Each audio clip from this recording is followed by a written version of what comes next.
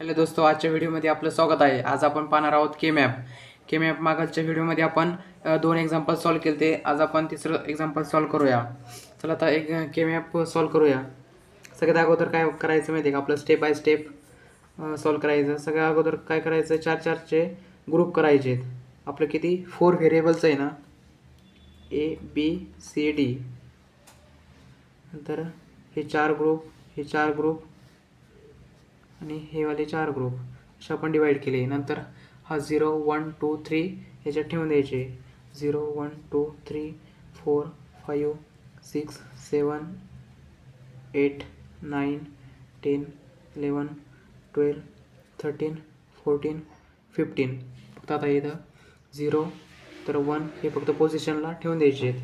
0 1 नंतर 2 नंतर 3 नंतर 8 नंतर 9 10 11 तर 5 7 13 15। आता सगळ्यात अगोदर काय करायचं, 8चा ग्रुप होत असला तर 8चा करायचा। नंतर जर 8चा नाही झाला तर 4चा ग्रुप करायचा। 0 0 0 1 1 1 1 0 0 0 0 1 1 1 1 0। नंतर आता इथं नाही का, हा वाला 4चा पण होऊ शकतो आणि हा वाला 4चा पण होऊ शकतो। आपल्याला सगळ्यात अगोदर 8चा ग्रुप करायचा। मग काय करायचा, हा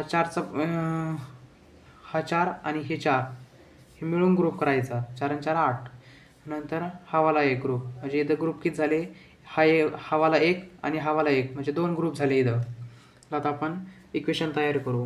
हा वाला ग्रुप घेऊ आपण सगळ्यात अगोदर। हा वाला ग्रुप घेतला तर असं पाहिलं तर याच्यात कॉमन काय आहे, बी कॉमन आहे। नंतर बी, नंतर व्हर्टिकलने पाहिलं तर कॉमन काय याच्यात, डी कॉमन आहे। हा डी प्लस हा वाला ग्रुप घेतला आता आपण, हा वाला ग्रुप याच्यात कॉमन काय आहे, बी कॉमन आहे।